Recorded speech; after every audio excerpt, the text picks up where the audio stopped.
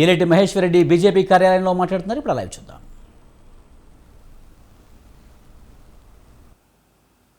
మీరు ఈ రకంగా ప్రజల్ని మభ్యపెట్టేసి మీ ఇద్దరి మధ్యలో ఏదో డ్రామాలు చేసేసి అసలు భారతీయ జనతా పార్టీ పని చేయనట్టుగా మీరు మాట్లాడుతూ ఉన్నారు కదా. భారతీయ జనతా పార్టీ అన్నిటికన్నా ముందు, అందరికన్నా ముందు ఈ రాష్ట్రంలో ఉన్నటువంటి అనేకమైనటువంటి అవినీతి ఆరోపణలను, అనేకమైనటువంటి అంశాలను ప్రజల దృష్టికి తీసుకొచ్చినటువంటి ఏకైక party Bharatiya Janata party. Bharatiya Janata party legislative party అధ్యక్షుడిగా నేను ఎప్పటికప్పుడు అన్ని వాస్తవాలను ప్రజల ముందుకు మీ ద్వారా తీసుకొస్తున్నమాట వాస్తవం కాదని అడుగుతా ఉన్నాను. ఈరోజు కేవలం ఏదో తప్పిదమని చెప్తా ఉన్నారు కదా. మీ హైడ్రా సంగతి కానీ, మీ ధరణి సంగతి కానీ, మీ కాంట్రాక్ట్ల సంగతి కానీ, మీ బ్యాంకుల గ్యారంటీల సంగతి కానీ, ఏ అంశం మీద ముందుకు వస్తావో రండి.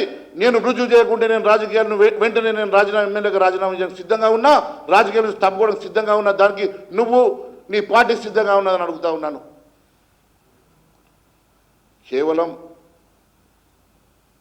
మాటల గారడీతోటి ప్రజల్ని మభ్యపెట్టేటువంటి రాజకీయాలు దయచేసి మానుకోవాల్సిందిగా, బురద జల్లే రాజకీయాలు మానుకోవాల్సిందిగా నేను కేటీఆర్ గారికి, పొంగులేటి శ్రీనివాసరెడ్డి గారికి ఇది చెప్తా ఉన్నాను.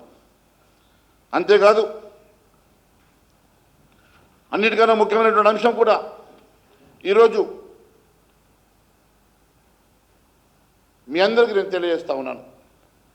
ప్రతి అంశం మీద బహిరంగ లేఖలు మీ ద్వారా నేను రిలీజ్ చేశాను.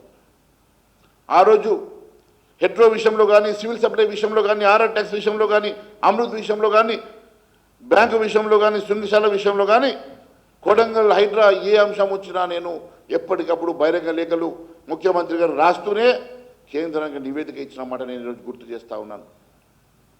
కేంద్రం దర్యాప్తుకి సిద్ధంగా ఉన్నది. ముఖ్యమంత్రి గారు నిజంగా మీకు చిత్తశుద్ధి ఉంటే, నిజంగా మీకు కేసీఆర్ మీద, టీఆర్ఎస్ పార్టీ మీద ప్రేమ లేకుంటే, మీ అందరి మధ్యన చీకటి ఒప్పందం లేకుంటే ఎందుకోసం అని చెప్పి మీరు సిబిఐ ఎంక్వైరీ అడగడం లేదని చెప్పి నేను ప్రశ్నిస్తున్నా. ఈరోజు కేసీఆర్ని, టీఆర్ఎస్ని కాపాడుతున్నది కాంగ్రెస్ పార్టీని చెప్పడానికి ఇంతకన్నా రుజువు ఏం